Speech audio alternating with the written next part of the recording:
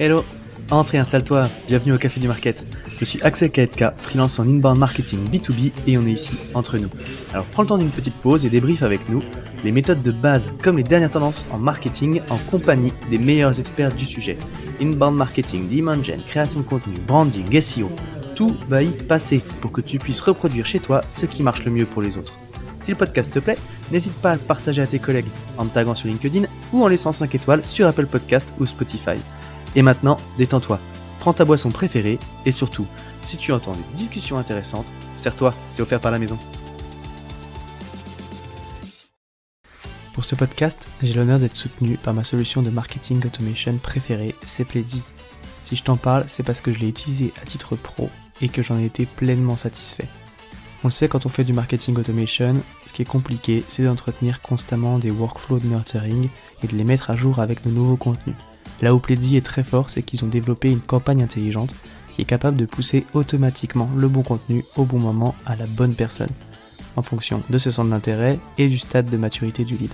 Ce qui ne gâche rien, c'est qu'ils ont une équipe au top avec un service CSM dédié qui est là pour t'aider à mener à bien ton projet. Mais assez parlé, passons à l'épisode. Bonjour à toutes et à tous et bienvenue au Café du Market. Aujourd'hui, on va parler d'un média qui est vieux comme le monde, la newsletter. D'ailleurs, c'est tellement vieux que c'est souvent remis en question, surtout en B2B, ou dans le flot d'emails qu'on peut recevoir. On se demande encore l'intérêt parfois de se lancer dans une newsletter. Est-ce que c'est encore possible de développer une newsletter engageante en B2B? Au vu des performances de l'invité, oui, c'est possible. Et c'est pour ça que je suis ravi aujourd'hui de recevoir du coup Florian Bachelot, qui est Head of Growth chez Talent.io et qui va nous expliquer un petit peu justement comment est-ce qu'ils ont développé ce média-là. Bonjour Florian. Bonjour Axel. Je suis ravi de t'avoir sur le podcast pour parler de ce sujet parce que c'est ce que je disais en même temps, la newsletter, c'est presque un truc enfin vieux comme l'emailing quoi, mais ça continue de fonctionner. En tout cas, vous l'avez fait fonctionner, tu nous présenteras un petit peu tout ça après. Est-ce que tu peux déjà en introduction peut-être te présenter pour ceux qui ne te connaîtraient pas, s'il te plaît? Merci Axel. Écoute, c'est moi qui suis ravi d'être présent aujourd'hui. Comme tu l'as dit, je suis Florian Bachelot. Ça fait 10 ans que je suis dans le gros via des sociétés que j'ai montées avant Talent.io et depuis 7 ans, j'ai rejoint Talent.io. Talent.io, on est une plateforme de recrutement inversé spécialisée sur les équipes techniques. J'y suis Head of Growth depuis 2 ans, 3 ans. Et je me suis passionné d'abord par le product-led growth et la marketplace. Et donc depuis 2 ans, 3 ans sur le community building, d'où ma présence aujourd'hui pour parler de newsletter. Ouais, et juste peut-être pour que tu l'expliques, parce que ça aura certainement un impact après, mais quand tu dis une plateforme de recrutement inversé, c'est-à-dire? Comment est-ce que ça fonctionne? C'est quoi le concept? En fait, ce sont les sociétés qui postulent auprès des développeurs. Donc les Ok. développeurs s'inscrivent, précisent toutes les informations importantes lorsqu'on cherche un emploi. Donc salaire, technologie souhaitée, technologie maîtrisée, lieu où la personne souhaite travailler. Et lorsqu'ils ont toutes ces informations-là, les recruteurs peuvent contacter les candidats. Donc ce sont bien les recruteurs qui contactent les candidats. L'intérêt pour les recruteurs, c'est que les candidats sont filtrés, notamment sur 2 choses.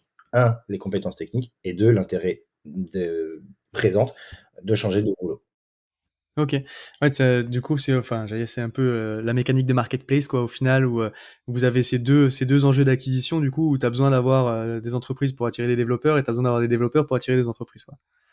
Absolument. On a les 2 côtés des problématiques des 2 côtés, que ce soit de l'acquisition, de la rétention, du revenu, sur les 2 côtés de la marketplace. Et donc c'est là où on commence à avoir des choses intéressantes à voir, c'est notamment sur l'alignement, puisque une personne qui veut des pommes, si on a des poires, ça ne marche pas. Et ben c'est la Ouais. même chose pour nous sur la côté marketplace. Trop cool. Eh bien, écoute, je te propose que nous attaquions le vif du sujet, parce qu'aujourd'hui on va parler newsletter. Est-ce que tu peux, donc, tu nous donneras un petit peu aussi les chiffres et le pourquoi du coup tu parles de ça, mais vous avez lancé une newsletter qui a très bien fonctionné, mais avant qu'on arrive un petit peu justement sur les chiffres, à quels enjeux ça répondait et comment est-ce que ça s'intègre dans ta stratégie du coup growth market, quoi? Absolument. Donc comme tu l'as dit et comme tu l'as précisé, on fait du recrutement. Nous, on est gratuit pour les candidats et on est payant pour les recruteurs. Ça veut dire que notre valeur, elle est sur notre capacité à attirer les bons candidats. Ok. Problème pour nous, les candidats changent de boulot tous les 2-3 ans. On en parlait tous les deux. Voilà, tu changes tous les 2-3 ans, tu as envie d'une nouvelle expérience. Pendant ces 2-3 ans, c'est difficile pour nous de capter l'attention. Forcément, tu changes de boulot pendant 1 an et demi. Pour ceux qui ne sont pas actifs sur LinkedIn, ne viennent plus sur LinkedIn, ne sont plus actifs, n'ont plus de visibilité. Hmm. Quand tu es sur un marché ultra concurrentiel comme nous, où il y a finalement peu de différenciation produit, c'est souvent le problème des marketplaces, on a besoin de capter de l'attention tout au long du parcours finalement de vie pour nous, puisque le changement de boulot, c'est un changement de vie. La solution qu'on a trouvée, nous, plutôt que d'envoyer des messages en continu tous les 2, 3, 4 mois en disant hey, coucou, est-ce que tu cherches un boulot désormais, Est-ce que c'est c'est de le bon créer quelque moment? Ouais. chose ouais, de créer quelque chose qui avait de la valeur pour les candidats et donc de capter toujours cette attention. L'idée, ça a été de créer un média. Et en fait, de ce média-là, on a évolué vers une communauté autour de la gestion de carrière qui permet de garder des points de contact avec de la valeur ajoutée pour nos candidats. Ok.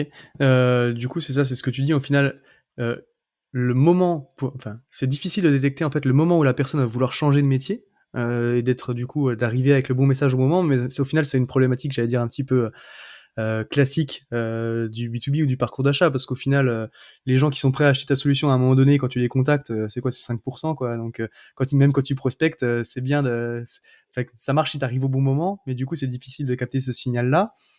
Et donc, votre enjeu, c'était justement de créer un média d'intérêt pour être top of mind, interagir régulièrement avec eux, et comme ça, le jour où ils sont prêts à changer de boulot, en fait, ils pourront, ils penseront à vous, quoi. C'est exactement ça, c'est exactement ça. Et pourquoi la newsletter? Parce qu'en fait, ça nous permet de contrôler, entre guillemets, et de posséder cette audience. Tu vois, on est indépendant des plateformes, type LinkedIn, Instagram, etc., qui demain vont jouer avec leur algorithme, euh, vont changer ton reach.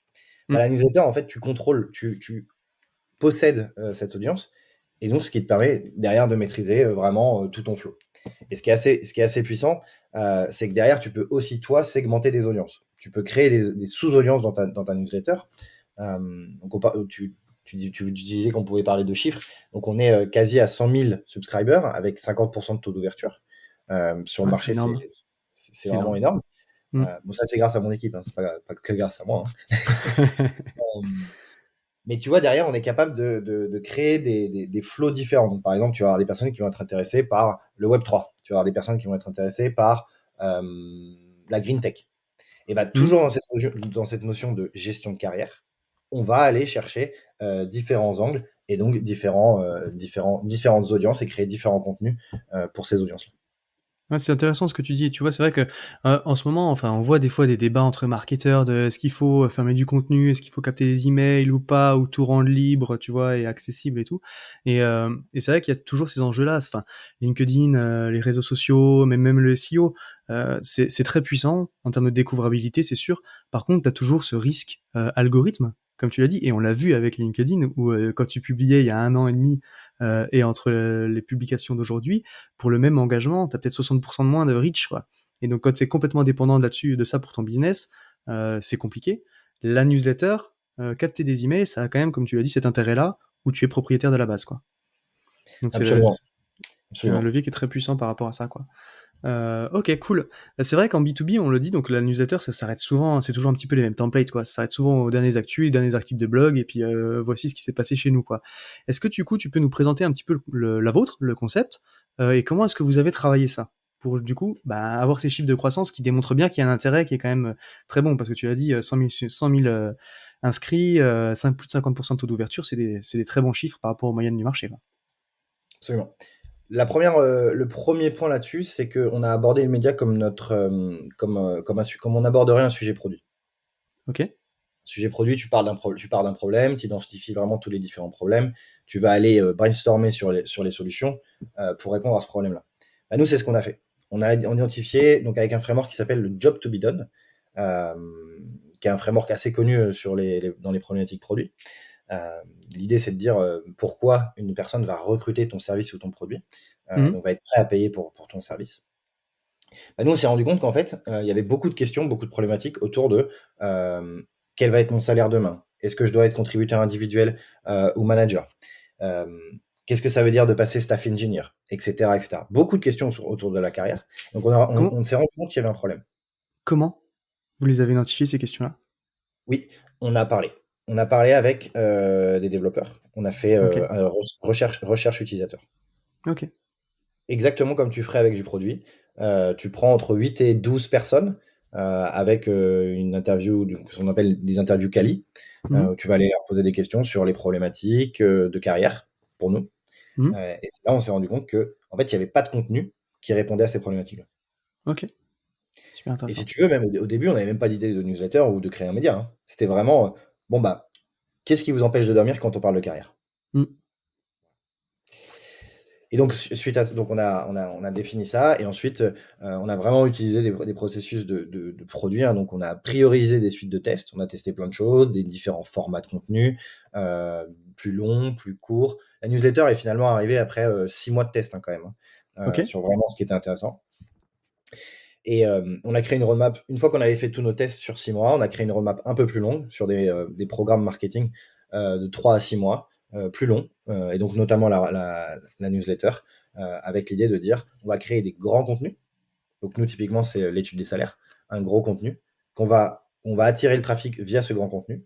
On va diriger le trafic sur la newsletter et derrière, on va traiter d'autres sujets. Comment avoir une augmentation de salaire? Est-ce que le revenu, c'est que ton revenu? Est-ce que comment comprendre un package salarial, par exemple? Ce genre de choses. OK. C'est-à-dire que du coup, tu as un gros contenu, lead magnet, au final, on va dire. Parce que c'est une grande étude qui va te servir à capter l'attention, qui va être en téléchargement et qui va renvoyer vers les gens derrière, les gens s'abonnent, enfin, sont abonnés en tout cas à ta newsletter. Les gens qui téléchargent ce contenu-là sont abonnés à ta newsletter. Et toi, derrière, tu vas pousser des sujets, j'allais dire, qui sont recyclés de ton contenu master, enfin, mais en tout cas, qui sont liés. C'est des thématiques qui sont traitées aussi dans ton lead magnet et que du coup, tu développes un peu plus dans la newsletter. Mais en tout cas, tu les captes comme ça par rapport à une grosse thématique sur un contenu que tu crées en téléchargement, et c'est ces gens-là que tu abonnes à ta newsletter. Oui, alors on fait pas de repurposing content là-dessus. Ok. On se dit pas, on a le grand et on le découpe. Ok. L'étude des salaires, c'est vraiment une étude, data, je dirais froide. Et derrière la newsletter, c'est plutôt entre guillemets, chaud puisqu'on va aller interviewer des experts. Ok. On va aller chercher du coup des personnes dans la communauté. Au départ, c'était plutôt un média. Donc, dans le média, on va aller chercher des personnes à interviewer. Mhm. Et on va aller aborder d'autres sujets. Tu vois, des sujets typiquement, package salarial, c'est pas que le salaire. On fait vraiment un focus salaire en premier contenu, mais ensuite, c'est package salarial, etc. Ok. Et tu vois, nous, on avait un premier doute, c'était, comme tu l'as dit, contenu où tu t'inscris. Donc, premier doute, est-ce qu'on va pas avoir un gros drop à ce moment-là? Mhm. Bon, étude des salaires, ça marche très bien. Donc là, on n'a pas eu un gros drop. Mais derrière, c'était est-ce que les personnes vont accepter d'être dans la newsletter? Et derrière, est-ce que le contenu va être consommé? Ouais. C'était notre vrai point d'attention en se disant, si on fait un gros contenu, on a une équipe de distribution, on fait de l'acquisition, et derrière, on a 5-10% de taux d'ouverture sur notre newsletter, bah en fait, c'est dommage, c'est gâché. C'est clair. D'où ce C'est travail clair. en amont, vraiment, de compréhension des problèmes. Oui, c'est vrai parce que tu le dis quand tu fais ça. Alors c'est une super technique, c'est quelque chose. Bah tu vois, d'ailleurs ConvertKit c'est un petit peu développé comme ça sur ce modèle-là parce que c'était ça leur produit à la base, permettre aux créateurs de contenu de pouvoir facilement créer une landing page avec un contenu comme ça hébergé, lead magnet pour capter des emails et du coup derrière développer la newsletter. C'est un petit peu la mécanique on va dire classique quoi. Mais c'est vrai que t'as un vrai enjeu. Bah, comme tu dis, de churn, au final, comme pour un produit où bon, bah, les gens sont venus pour ton étude de salaire, mais derrière, il faut que le contenu reste intéressant pour pouvoir maintenir l'engagement, quoi. C'est marrant, tu parles de ConvertKit et de créateurs de contenu. Nous, en fait, on s'est beaucoup, beaucoup inspiré de ce que faisaient les créateurs de contenu. Ouais. Tu vois, en fait, l'industrie, les sociétés ont un marketing en général qui est, notamment dans le B2B, qui est en tant que marque, en tant qu'entreprise. Comme tu disais tout à l'heure, bah, je communique mes actualités. Je dis, bah, il se passe ci, il se passe ça, ma nouvelle feature, etc. Et nous, on a vraiment pris l'autre sens. Et c'est pour ça, en fait, que tu as des boîtes comme Substack, ConvertKit, etc., qui cartonnent. C'est parce qu'il y a une nouvelle tendance autour des créateurs de contenu. Et nous, on a vraiment pris cet angle-là. Et d'ailleurs, le brief, c'était si on utilise des méthodologies de produits, ben en fait, dans un an, ça peut être payant. Ouais. Donc, c'était vraiment de se dire, on va créer un contenu qui sera introuvable sur Internet et qui demain peut être payant. Ok, super intéressant. Ok, donc ça c'est comme ça que vous avez créé le concept et que comment que fonctionne votre newsletter par rapport au sujet, aux idées et ce que vous avez traité dedans. Après, c'est pas le tout d'avoir une newsletter. Il faut le faire savoir. On parle beaucoup de distribution hein, par rapport au contenu pour faire grossir ta base, parce que dans l'absolu, même si ta newsletter est géniale, si personne ne le sait, personne ne le sait. Hein. Du coup, c'est quoi les leviers que vous avez activés pour la développer? Tu as complètement raison. Et ça, alors, avant de passer sur les leviers, je pense qu'il y a quand même un sujet de pédagogie en interne à avoir, notamment quand tu as une équipe marketing ou grosse, dans n'importe quelle structure. Tu vas souvent avoir beaucoup d'avis sur la partie contenu. Donc, Mhm. voilà, tes collègues vont avoir un avis, il faut faire tel type de contenu, tel type de contenu, etc. Moins sur la partie distribution. Et en tout cas, une fois qu'on a publié le contenu, on va moins se concentrer sur la partie distribution. Souvent, on a un peu ce mythe de dire, en fait, on part viral et donc forcément, le contenu lui-même part viral. Tu vois. Mhm. Or, c'est la distribution qui permet que le contenu parte viral et que tu aies une croissance. Sur la distribution, donc nous, on a structuré une équipe pour donner une idée, parce qu'on parle de beaucoup de subscribers et beaucoup de taux d'ouverture, mais on a quand même une équipe de 4 à 5 personnes dédiées là-dessus. Ok, Et donc, deux et demi personnes sur la partie distribution. d'accord. On a aussi des budgets importants sur la partie distribution. Et sur les formats qu'on a utilisés, pour la première fois, on a pu commencer à raconter une histoire, et donc notamment travailler avec des créateurs de contenu. Tu vois, avant, c'est difficile de dire, bon, bah, vous êtes youtubeur, vous avez un compte Twitter, etc. Partagez des informations sur Talent.io, qui sont du coup encore une fois basées sur ce qu'on fait. Oui, ok, bon, je vais le partager une fois, deux fois, trois fois, mais ça va venir fatiguer mon audience. Donc ça va coûter cher pour un retour sur investissement qui va être faible. Pour la première fois, on avait des choses à raconter, et donc du coup du contenu à forte valeur ajoutée que les créateurs de contenu pouvaient utiliser, pouvaient intégrer dans leur contenu. Et donc on Ok, a eu un super partenariat donc avec notamment Benjamin Code, qui a été un super partenariat, et d'ailleurs on continue à travailler avec lui aujourd'hui. ok. Même si on a moins de budget, il continue à partager notre contenu parce qu'il sait que ça a de la valeur pour son audience. Donc merci Benjamin. Donc on a pu partager avec les créateurs de contenu, donc YouTube, Twitter, et ça c'est génial parce que derrière tu reprends tout ce contenu-là pour le mettre aussi sur ta landing page, qui vient apporter de la crédibilité quand les personnes arrivent sur ta landing pour s'enregistrer. Ok, donc de l'influence au final un petit peu. C'est ça, exactement, c'est de Hmm. l'influence, Ok, complètement. On a utilisé de l'outbound, ouais, et donc ça souvent tu vois, on oppose. Moi je fais de l'inbound, moi je fais de l'outbound. Bah là on fait de l'inbound, on fait du du contenu contenu, on a un que tu vas média pousser, ouais. Hmm. en outbound, voilà. Euh, Ouais, c'est toujours mieux quand ça marche ensemble, hein, de toute façon, les deux. Hmm. Complètement. On a une équipe de sourcing, donc on va chercher les bons candidats. Bah, l'idée, c'était de reprendre ces candidats-là et vous n'êtes pas intéressé par Talent.io parce que aujourd'hui, ça résonne pas avec vous parce que, bah, en fait, c'est pas le bon moment pour vous de trouver un boulot. Bah voilà, on crée un média qui, de toute façon, te servira tout au long de ta carrière. Donc ça a bien Ok, marché. On a eu de la presse, on a eu du LinkedIn et on a eu du paid ads. On a fait de la pub dessus. Et là, on a vu un drop sur notre coût d'acquisition de x10 par rapport à inscris-toi sur la plateforme, inscris-toi sur la plateforme, inscris-toi sur la plateforme, à voilà une newsletter, voilà du média, et derrière, je nurture et je sign up. ok. Donc du paid, de l'outbound, c'est intéressant. Hein. Et quand tu fais du paid pour une newsletter, du coup, tu mets quoi du coup comme type de message? Tu pousses un contenu en particulier ou tu pousses la proposition de valeur de ta newsletter? On fait les deux, on a fait les deux. Sur certaines audiences, ça marche mieux la proposition de valeur du média. Sur certaines audiences, ça marche mieux le contenu en lui-même. Donc typiquement Salary Report, ou on a fait un autre outil qui s'appelle le Job Matcher, qui permet de définir quel job tu vas préférer en fonction Des appétences, ouais. ouais, de tes préférences Hmm. un peu autres que la technologie, tu vois. Est-ce que tu veux Hmm. faire du remote, une équipe Ok. qui utilise telle ou telle méthodologie de travail, etc. Donc ça, on a fait un peu les deux, et ça, on a pu faire un peu toutes les plateformes. Et finalement, ce qui marchait vraiment bien, c'était LinkedIn. Déjà, on peut cibler exactement les bonnes audiences, Hmm. mais surtout LinkedIn Lead Gen Form. Ok. Ouais, classique, effectivement. C'est vrai qu'en termes de conversion, le lead gen form, en tout cas, c'est souvent conseillé, ceux qui l'ont testé un petit peu, C'est les retours que j'ai, je vois sur le podcast en tout cas. Ça marche. Et donc, bon, bah, c'est pas le tout parce que du coup, t'as un super média, t'as des très bons chiffres, on l'a dit, en termes de sign-up et tout. Mais c'est quoi, du coup, les KPI de succès pour vous? C'est quoi ce que tu suis sur ce sujet-là? Et est-ce que tu arrives à le lier derrière au business, aux gens qui sont réellement candidats et qui trouvent vraiment des jobs? Ou est-ce que vous faites ça, j'allais dire aussi pour la notoriété par rapport à l'écosystème et du coup, les KPI business, c'est pas le sujet, quoi?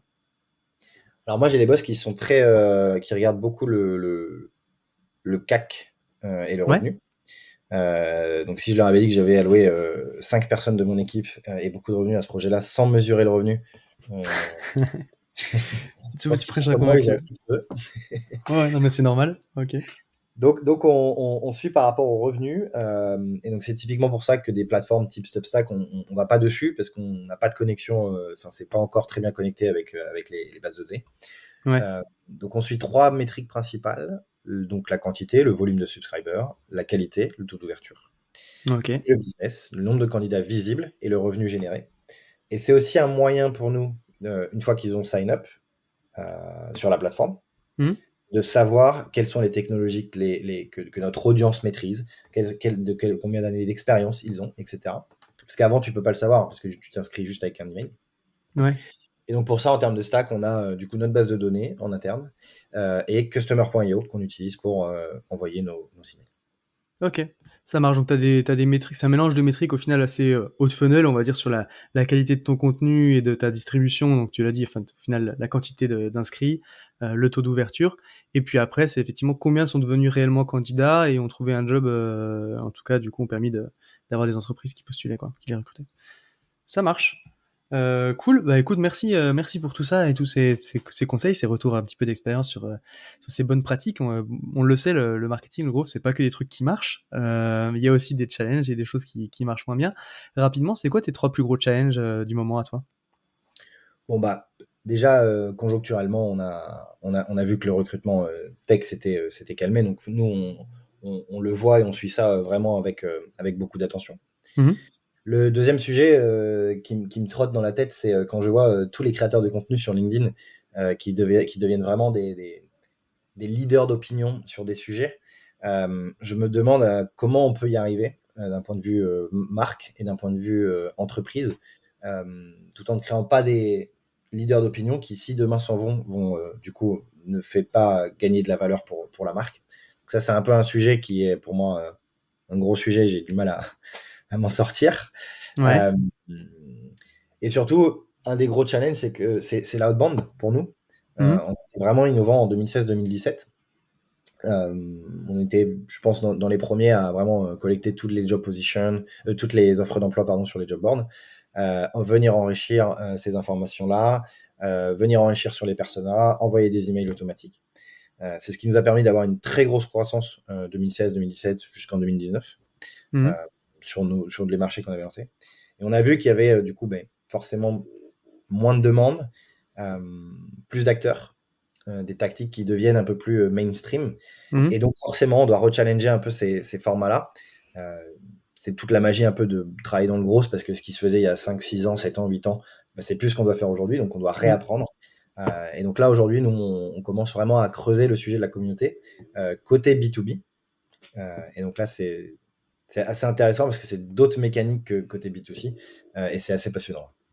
Ok, super intéressant. Ouais, c'est vrai que tu vois, je reviens sur ton deuxième sujet et sur comment est-ce que tu fais effectivement pour créer des leaders d'opinion.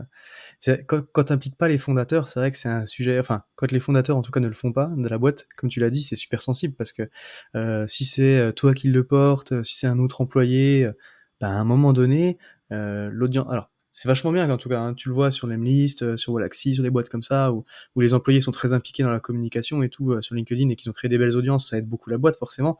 Après, si cette personne-là s'en va, t'as un risque où effectivement derrière tu vas pouvoir perdre potentiellement ton audience quoi. Donc c'est vrai que c'est toujours un sujet qui est compliqué à craquer. C'est très bien que tout le monde participe et en même temps comment est-ce que tu fais pour ne pas être dépendant d'une personne qui voudrait bien le faire quoi. Exactement. Exactement. Super. Bah écoute, merci pour tout ça. Si tu devais résumer tout ce qu'on s'est dit là, si tu devais donner un conseil, une chose à mettre en avant par rapport à ce qu'on s'est dit, ce serait quoi? pour toutes les personnes qui veulent créer un média ou une communauté, je pense que ce serait de l'approcher comme on développe un produit. Et donc, il y a beaucoup de documentation sur comment est-ce qu'on développe un produit. Il y en a moins sur la partie média et communautaire. Mais je pense que ce sont de très bonnes ressources pour développer un média ou une communauté. Créer le contenu, c'est que le début. Sans distribution, il n'y a pas d'impact. Ça, c'est très important de voir en tête. Et finalement, mesurer le revenu, parce que sinon, on reste des marketeurs top of the funnel. Et le jour où c'est la crise, c'est ce type de budget qu'on coupe. Donc, montrer que ça a un impact sur le revenu. Sinon, je dirais à quoi ça sert. Amen. Écoute, c'est pas toujours évident. C'est un peu c'est un peu l'enjeu du siècle. Enfin, en tout cas, nos problématiques du moment. T'as l'impression que tout est mesurable et en même temps que rien ne l'est. Donc, c'est vrai que c'est compliqué, quoi. Mais c'est important de pouvoir effectivement démontrer une partie d'impact, comme tu l'as dit, parce que surtout en ce moment, quand on voit que les budgets sont coupés partout, c'est important de pouvoir justifier aussi. De justifier tout ça. Super. Bah écoute, encore une fois, merci pour tout ça, Florian. Si jamais il y a des petites questions pour toi ou qu'on veut te retrouver, où est-ce qu'on peut te croiser? Sur LinkedIn, Florian Bachelot. J'ai écrit un peu sur le community building et peut-être bientôt sur la grosse en général. Super. Eh bien, écoutez, allez-y pour retrouver Florian. Encore une fois, merci d'être venu sur le podcast. C'était trop cool de t'avoir.